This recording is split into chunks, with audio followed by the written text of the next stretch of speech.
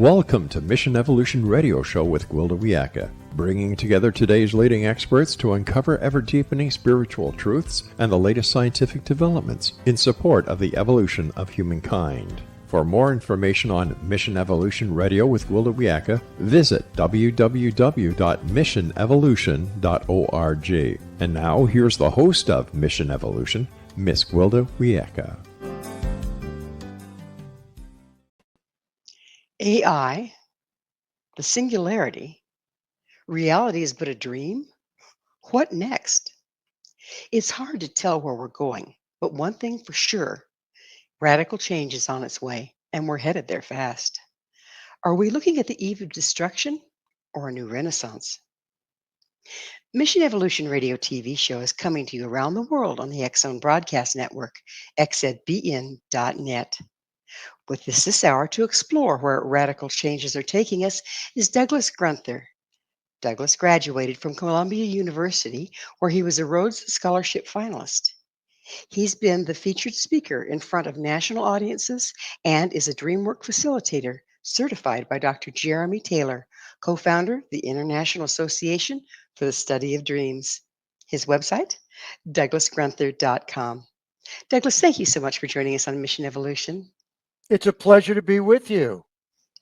Yeah, it's this is really a topic that's kind of a hot topic right now. Is there's so much going on, and we don't know where it's taking us. And your background is in philosophy, depth, psychology, and media.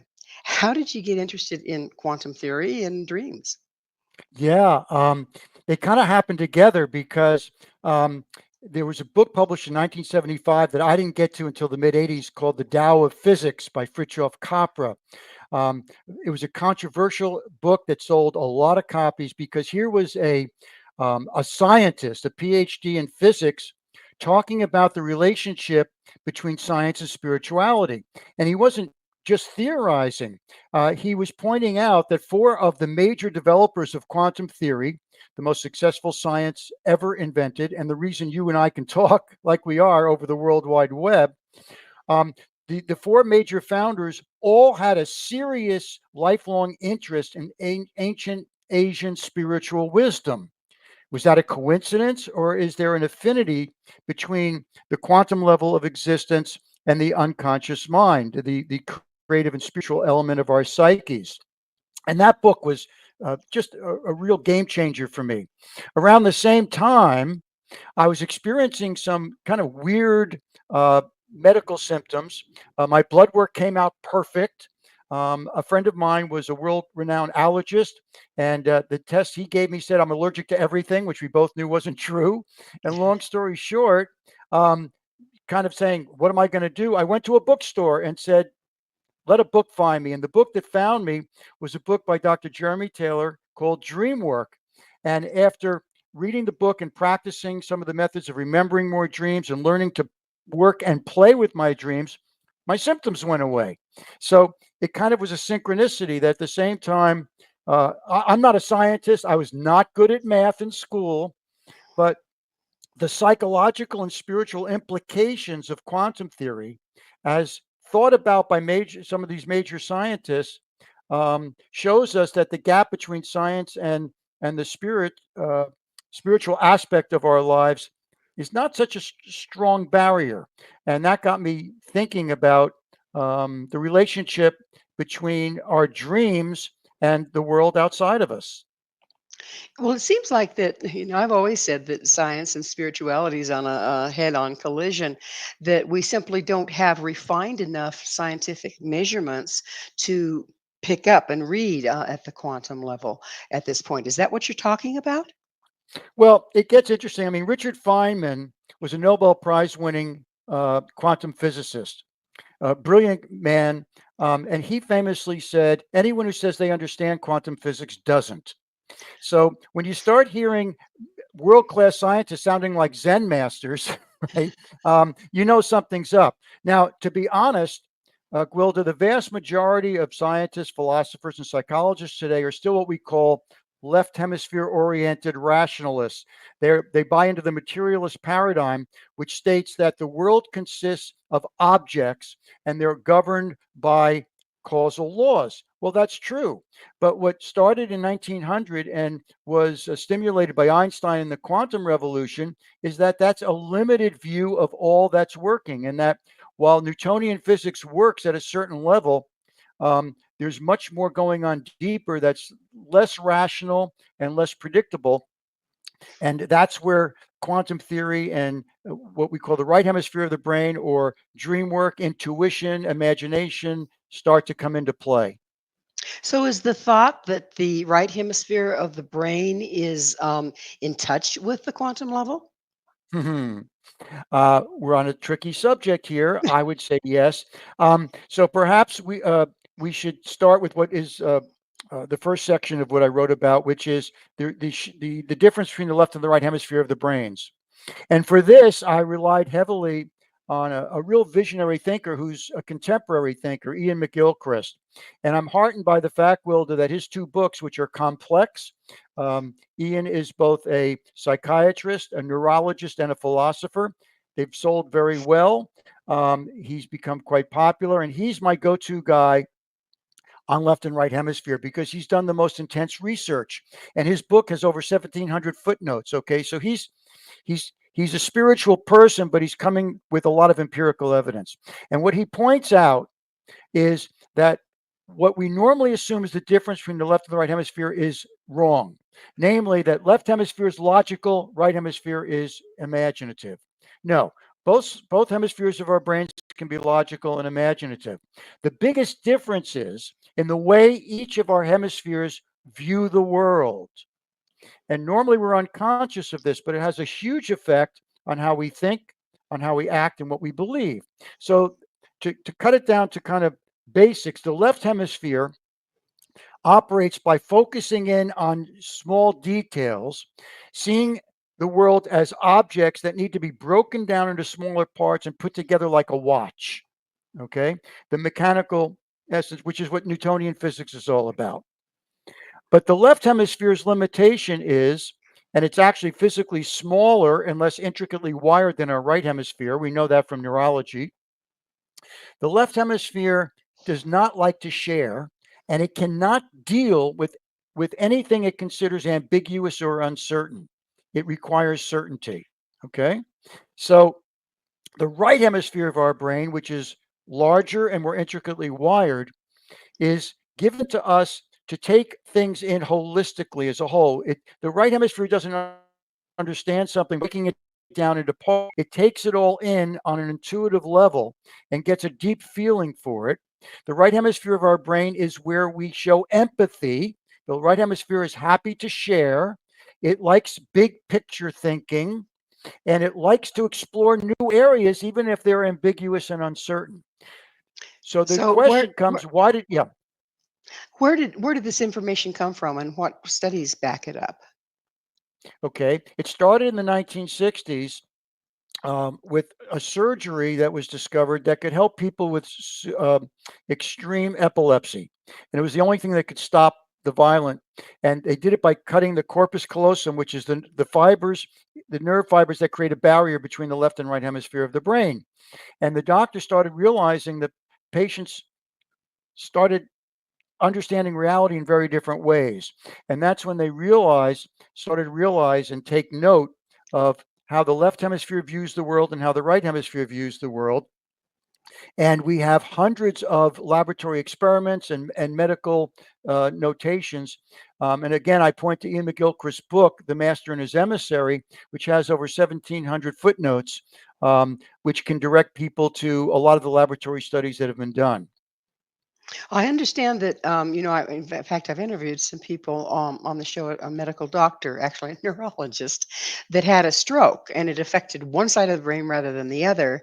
And Mhm. she describes what it was like when it would go on and off and on and off. How when she would be in one side of the brain, it would be, oh, everything's fine. The other one's Mayday, Mayday.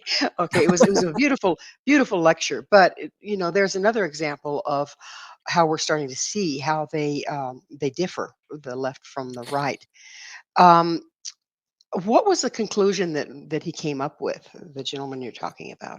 Right. Well, the conclusion, which is very similar to where I would be, and a growing minority of philosophers and scientists and psychologists are coming to, is that we really need individually and culturally to regain a balance between the left and right hemispheres. We've been very overbalanced as Western culture and now as a planetary culture in the left hemisphere. And what are the ramifications of that? The left hemisphere is very good at creating technology, at creating, right, putting parts together and coming up with new technologies. And we've all benefited from that. I mean, the invention of antibiotics 100 years ago has practically doubled the lifespan of human beings. So we're all very grateful for the new technology. But by focusing so much on how do we get more and more out of our technology, we were blind to the fact that our technology, primarily generated by fossil fuels, was literally disintegrating the very environment we need to exist here on the planet. And that's because the left hemisphere is tightly focused. It doesn't see the big picture. Evolution, which I call nature's intelligence, gave us the right hemisphere to get a bigger picture. And here's an example that Dr. McGilchrist gives, which I think really kind of gives a really good indication. So it turns out that all living creatures have a divided brain, a left hemisphere and a right hemisphere. Why did evolution do this? Because we know, Gwilda, that evolution doesn't keep things around if they're not working. Well, And Douglas, we're going to have to pick up on the other side of a station break with this leave kind of a cliffhanger, if you will. okay. Douglas and I will return shortly, so don't you go away. This is Mission Evolution, www.missionevolution.org.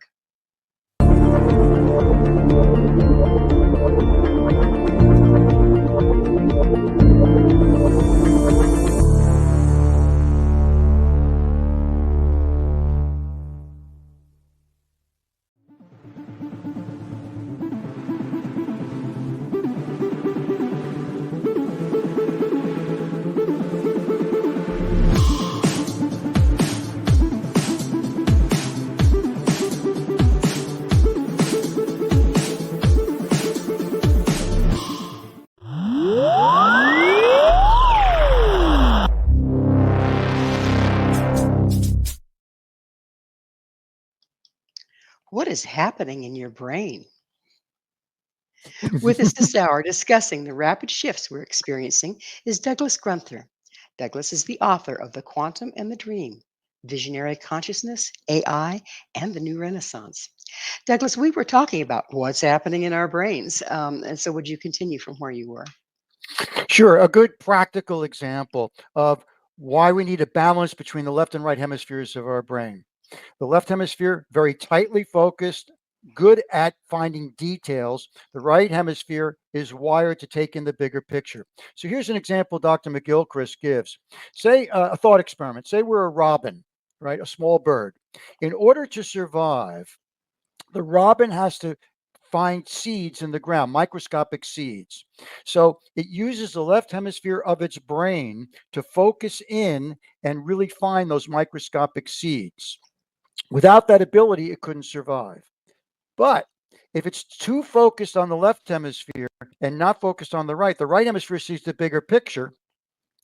While it will zero in on microscopic seeds, it won't see the shadow of a hawk, which is coming to make it lunch, right? So if we're not balanced, the robin will look for lunch and end up being lunch. How does that translate to our situation as humans?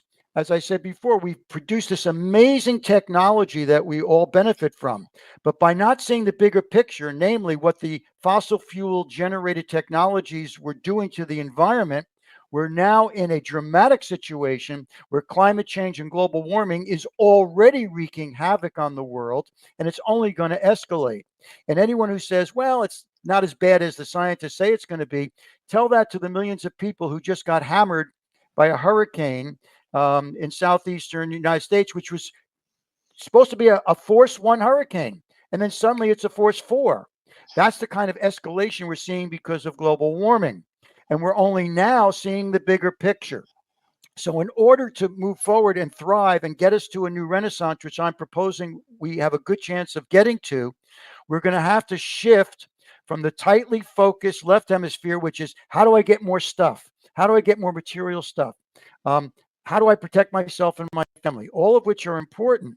But if we don't see the bigger picture and understand how we connect to nature and what our activities are doing, we're not going to be in very good shape going forward.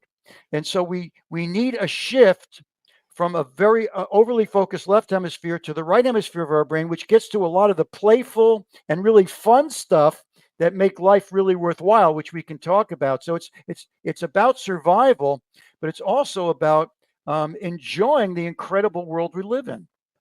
So, I know you're not a doctor and you're not a scientist, but from what you've been studying, has there been a deterioration in one side of the brain for not being used? And I know with epigenetics and everything else, that can be changed. It's I again I don't I'm not aware that there's any physiological damage to the brain for this. The damage is culturally and on a planetary level. It's the reason we're suffering from global warming and climate change, and it's the reason anxiety levels are being ramped up by the fact that AI, computer intelligence, is advancing at such speeds.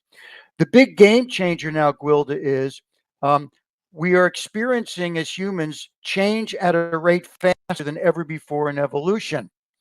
This change can be a huge advantage, but it can also be debilitating. And if we stick too much to the left hemisphere of the brain, which is focused on the small details, we're going to get caught up in all the anxiety of the World Wide Web and all the anxiety of climate change and economic dislocation and all that. We were given this beautiful right hemisphere, which is capable of integrating not only a bigger picture of what's happening now, but it's the right hemisphere of our brain, which is, we know this from neurology, where our dreams first come into our consciousness, where intuitive vision first comes into our consciousness, where any psychic ability might be, where people like Albert Einstein lived their lives. Albert Einstein, who Time magazine called the person of the century, and I think most of us would agree the greatest scientist of the 20th century, maybe of all time, he famously said, imagination is more important than knowledge. He also said, this is lesser known, it's been authenticated, he said, my entire career has been based on a dream I had when I was 11 years old. Now, why isn't that promoted more? Um, he was not the best at math. He was not the best at science. But his laboratory was not the physical laboratory of test tubes and Bunsen burners and chemicals. His laboratory was the imaginative part, the right hemisphere of his brain. And that's what he gave credit to, discovering relativity. So, if we back up quite a ways, you mentioned that synchronicity was what set you on this path. Where does synchronicity play in with all of this? Oh, I'm so glad you brought that up. We've all experienced synchronicity. It's a term coined by the great psychologist Carl Jung. And Carl Jung developed this because of an experience he had um, as he was becoming the most prominent uh, psychologist, psychoanalyst in Europe. Can I tell you that story? Because it's a real it's a beauty. And he Sure. cites this in his autobiography. So Carl Jung started by working with Freud, and Freud was a genius, but Freud was very autocratic and had kind of a limited view of the unconscious. And Jung was working with Freud, but noticed that with his patients and with his own dreams, he felt that Freud's vision of the unconscious was too limited. And so he was. They ended up splitting, and Jung started becoming really prominent, and he had a thriving psychology practice. But there was a woman client he had, an aristocratic woman, who, no matter all of his talents, she was resisting the therapy. She couldn't get around it, and they were not having success. And it was really frustrating Jung. And he finally decided that, in fairness, when she came in for her next appointment, he would say, look, we tried hard. It's not working. So there's no reason for us to continue. So she comes in for what was supposed to be her last session. And she's relating a dream she had where she's in ancient Egypt.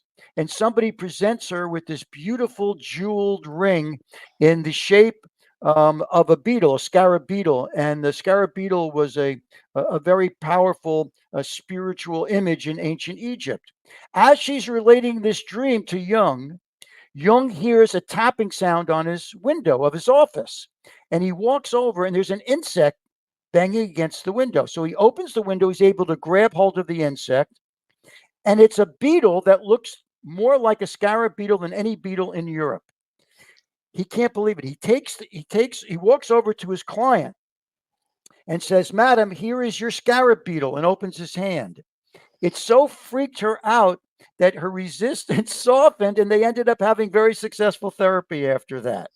So Jung coined the term synchronicity to refer to two or more events which clearly weren't causally connected, but are too meaningfully connected to be just a coincidence. So how do you deal with that? If it's not Newtonian physics that created or caused that insect all of a sudden to tap against his window, and if it wasn't just a coincidence, what was it?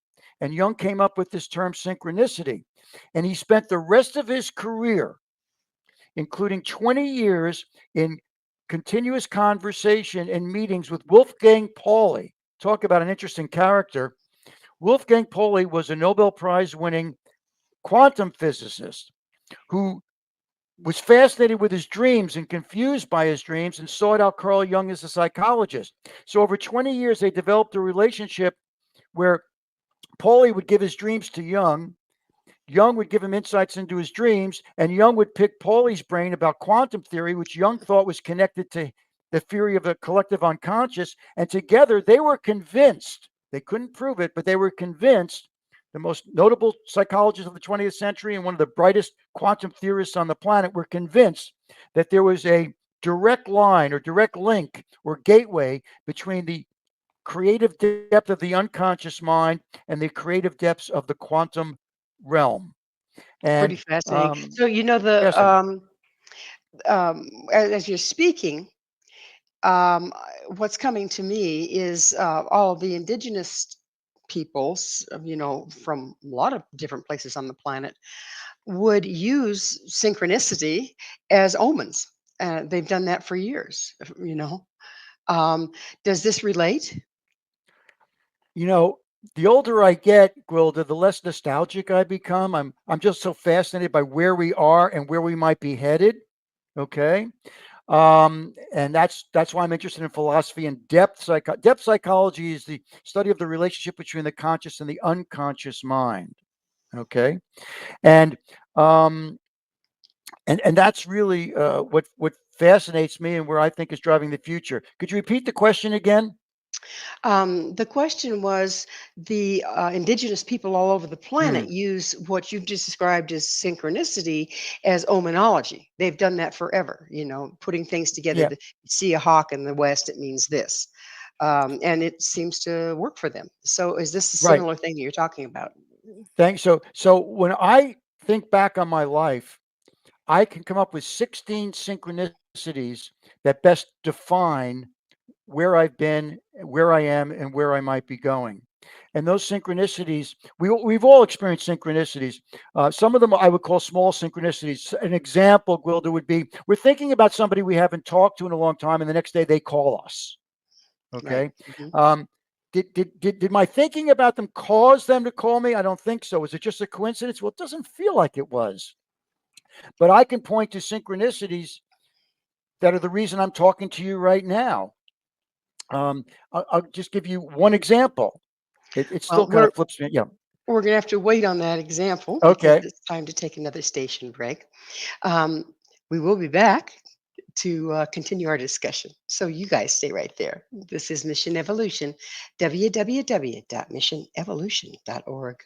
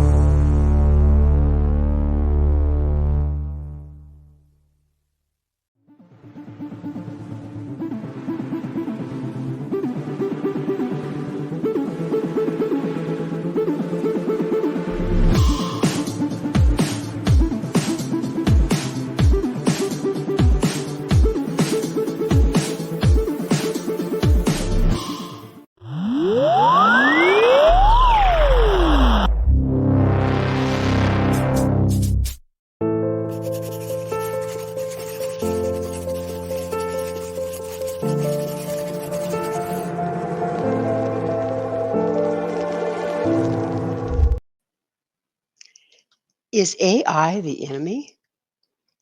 This is Mission Evolution, missionevolution.org. With us discussing evolution and the impact of AI is Douglas Grunther. His website, douglasgrunther.com. Douglas, let's change gears just a little bit. And you have some thoughts about AI and where we're going with it. Would you Yeah, express on that for me, please?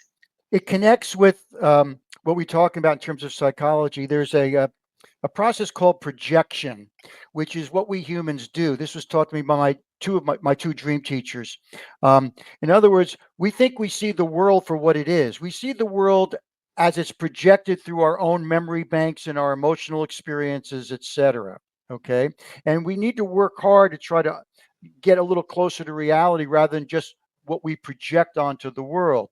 And what But we wait a yeah, minute, wait a minute, wait a minute. If our reality is what we project on the world, how can we tell what reality is and how can we get closer to it? right. So yeah, by tapping into the right hemisphere of the brain and relying on our intuition, okay, and not just our rational ability to analyze things. All right, it has to come from a more intuitive place. So we tap more into our creative unconscious, which Okay, is so if connected we're if directly we're to if we're tapping more into our creative unconscious, as I mentioned before, indigenous people have used, synchronicity and the creative unconscious to guide their lives with for millennium. However, there's a power curve there. There's a learning curve. There's techniques. What are you suggesting that we do in order to not only engage it but make sense of what it's saying? right. So there are many ways into that. There is tapping into your dreams, writing them down, playing them back like a movie and see how you react to it and playing with them and working with them. There's practicing intuition, going to a bookstore and see what book kind of is kind of jumping out at you. Some people use self hypnosis, some people use meditation. Some people use deep contemplation. Anytime we can quiet down our mind and slow down the brain waves, we now know from neurology that our everyday brainwave state is called beta. It's a fast speed, and it's where we're very anxious and on guard all the time. And advertisers and politicians love to get us there because then we're more vulnerable to buy stuff and vote for stuff that may not be in our best interest. What When we makes us slow down, by being in beta, what makes us more vulnerable? it's just the amygdala, which is part of our brain, gets on high alert. And if we think about it, our prehistoric ancestors had to be on high alert almost all the time. Why? When they left the cave, their their weapons were sticks and stones. Animals, predators out there were bigger and stronger. They didn't have agriculture. They didn't have gardening. They had to hunt for seeds and fruits. So they had to be on guard and kind of be telescopic most of the time. Nowadays, we need to shift that. Uh, Instead of hunter gatherers, we go to the supermarket and the food's there. We need to focus on the right hemisphere of our brain, which was wired to take in a slower brainwave, slow down our brain waves, and tune more directly into what we call reality, and we can get closer to it. But when we're I've, in a state I've of anxiety, we can't see it. You mentioned in the beginning that to exist in like the caveman days, you didn't say about the caveman days. We were talking about the robin at the time, but they need both. They need to be able to, be hyper focused, to get their needs met. But they also need the bigger picture to not get eaten. So how does that relate? Correct. So the balance is that we need a balance between the left and the right, and we're way over balanced to the left in our culture. It's obvious when you look at it. We're much more interested in analyzing things and trying to come up with certain answers than be willing to let our intuition play in the right hemisphere, which I call the ultimate playground of new ideas and new visions. I think we'd agree we need new visions. We need new ideas about how we connect to nature, how we connect to the world. AI, to get back to your question, can be a huge collaborator in this. Through AI, you and I are talking over the digital screen. Over 5.5 billion of our brains around the world are connected. Through keystrokes, we are connected to humanity's greatest knowledge and wisdom. But to get to it, this gets right to your question. In order to get to humanity's wisdom and knowledge, which are literally keystrokes away on the World Wide Web, we need to get through all the noise, all the chaos, all the advertisers trying to get us to buy stuff, all the bad actors who are trying to steal our identities, all the human brain has great capacity for wisdom, but also great capacity for addiction. So we have to watch out for kids getting addicted to social media. This has always been an issue. The brain can be very chaotic and noisy. Anyone who has practiced contemplation, meditation, self hypnosis, dream work knows that the first thing you do when you sit down to do this work is you have to deal with what? The chattering mind, right? The chaos, the loudness of our minds. It's the same with the World Wide Web, that AI now gives us the chance to collaborate on levels we've never had that before. Yuval Noah Harari is the most famous historian on the planet, the author of Sapiens. The main theme of his book is the reason we are the most intelligent and powerful species on the planet, Gwilda, is because of our capacity to collaborate.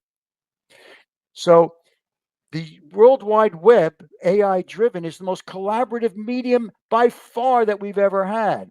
But we have to be willing to get through the noise of the web. Hey, you've got 5.5 million brains and nervous systems connected. Of course, it's going to be noisy and chaotic. Why would we expect any different? It's noisy enough when we get into a problem with our family or our friends. But we think we're going to get on a World Wide Web with 5.5 billion brains, and people emailing and podcasting. But there's amazing visionaries exchanging information on the World Wide Web. Scientists are advancing at rates never before thought. Medicine is advancing. So we have to take advantage of the collaborative nature of our brain and deal with the noisy, competing anxiety level.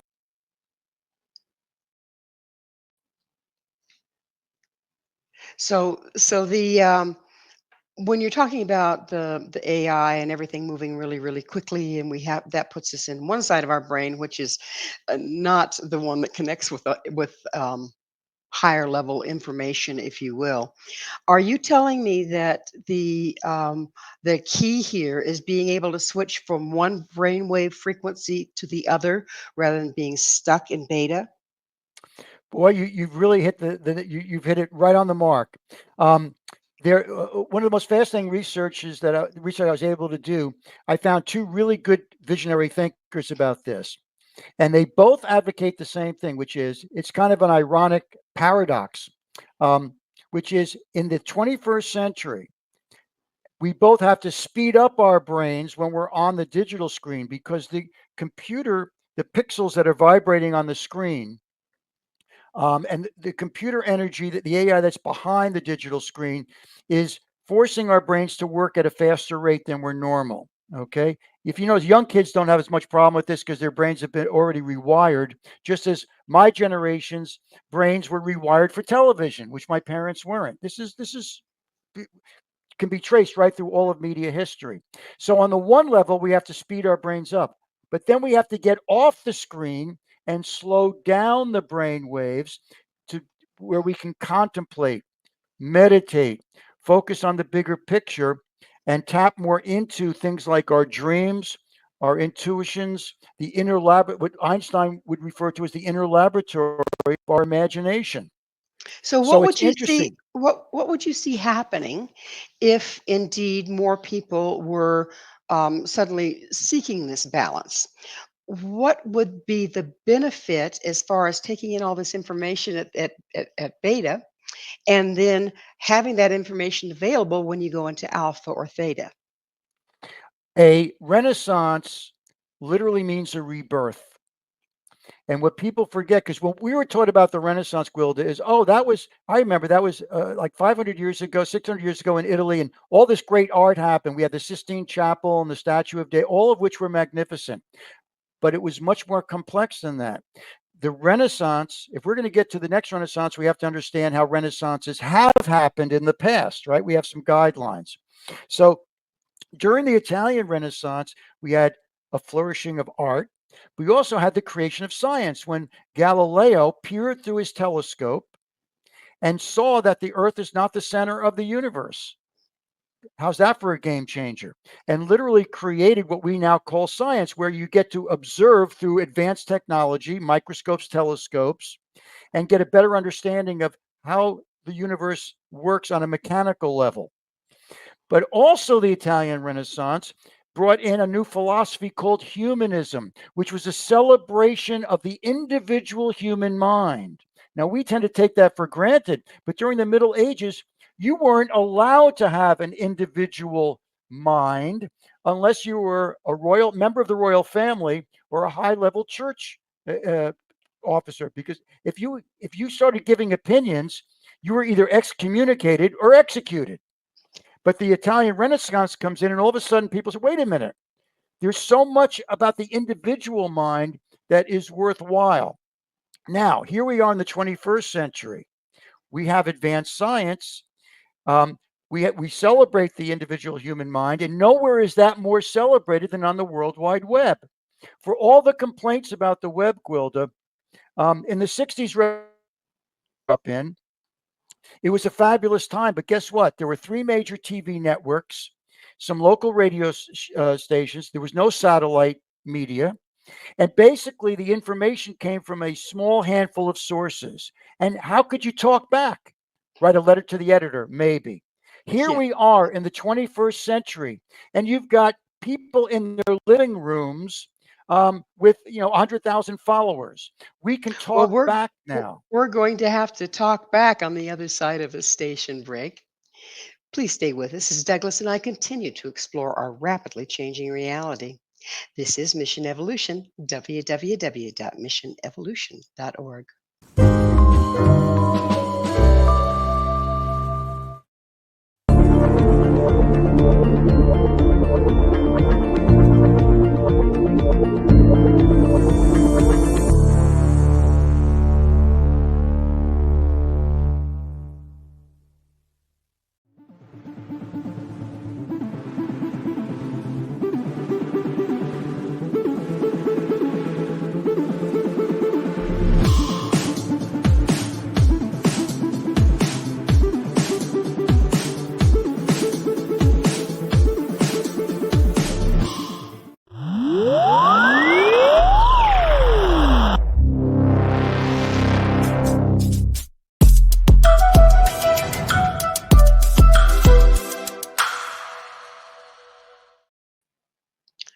Are we undergoing another renaissance? This is Mission Evolution, missionevolution.org. We're continuing our discussion with Douglas Grunther. His website, douglasgrunther.com. Douglas, do you believe that we're actually undergoing another renaissance or have the opportunity to initiate another renaissance? I think we're being pointed towards one.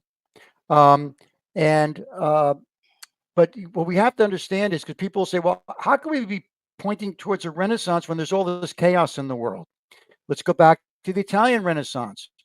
The main stimulant that encouraged the Italian Renaissance was the existence of the Black Plague, which was on its way to killing a third of Europe, rich and poor alike, and they didn't even know the cause.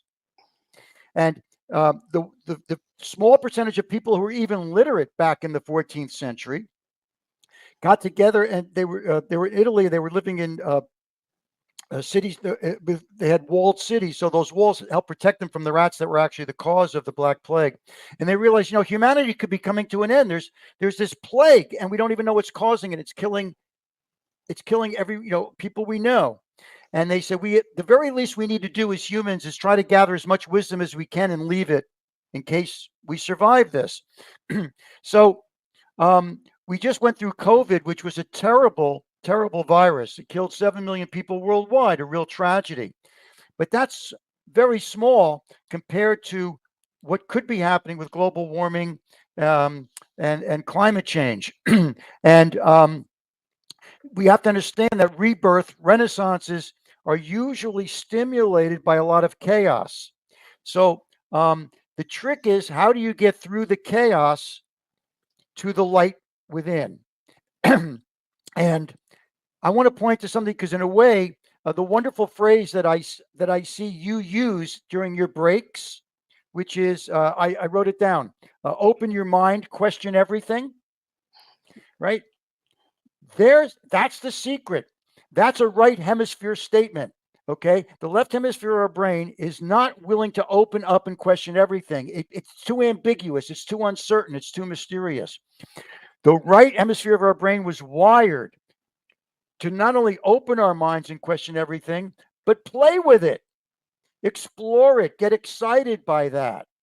So that's really, I think, what we're being called upon. And that's not easy to do when we see all the anxiety around us. But that's why it's even more important than ever to open our minds. And we know so much more about the human mind now, and question everything.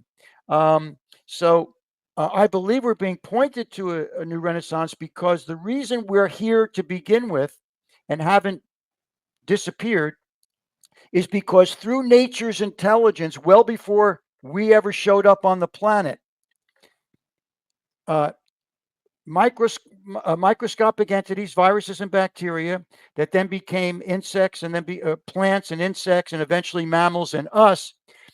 We now know through brilliant scientists like Lynn Margulis, when I discovered her, it really made my whole body vibrate because she was able to show that at the very microscopic level, nature is always pulling towards more complex and new forms of collaboration.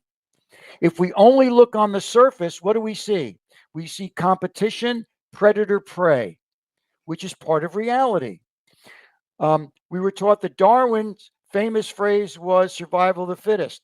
That's not Darwin's phrase. That was a colleague of his. And when it became so popular, Darwin had to deal with it. He made it very clear that by fittest, he wasn't talking about the strongest and most powerful. He was talking about the most adaptable and resilient. So we now know from studying evolution that we are being called upon here, right, to access the part of our brain that can question everything and find new ways of seeing things and deepen our connection to nature's beauty and magnificence. At the same time, we have to get through the anxiety and open our minds. And evolution is calling for us to collaborate. And what do we have in front of us? The very medium you and I are talking on now, by far the most collaborative medium ever devised, the World Wide Web. And as I said before, if you can get underneath all of the noise and chaos, and even people doing well by, posting 100 photos of your grandchild and what they're eating for breakfast. If we get beneath all of that, there's a handful or more brilliant visionary thinkers right now communicating with each other through the World Wide Web, exchanging ideas, testing out theories, and looking at and thinking of the larger context of the new things we're learning through science and the new things that people are learning through ancient techniques you point, meditation, and the kinds of things that our ancient ancestors were tuned into. The So, more we open our mind, yeah. Douglas, it's that time in the show when I get to ask you, what's your mission? My mission is to get people excited about the part of our brain that is wired for imagination, intuitive leaps, new ways of looking at things. This is what makes life exciting to me is when I wake up every day, what am I going to experience that I couldn't predict? I will look forward to things I know what I'm going to cook for dinner, but if we're open to it, I believe synchronicities will increase. And I think that we'll tune into the fact that nature is calling on us. This is my fervent hope that we will hear nature's call, which is kicking and screaming, perhaps. We need to become more collaborative, more empathic, more open to the mysteriousness of life. And that's why I celebrate the unconscious, and and that's why I am hopeful that more and more people will do it. And to me, the reason to be optimistic, because there's plenty of reasons to be pessimistic, and I don't ignore those in my research.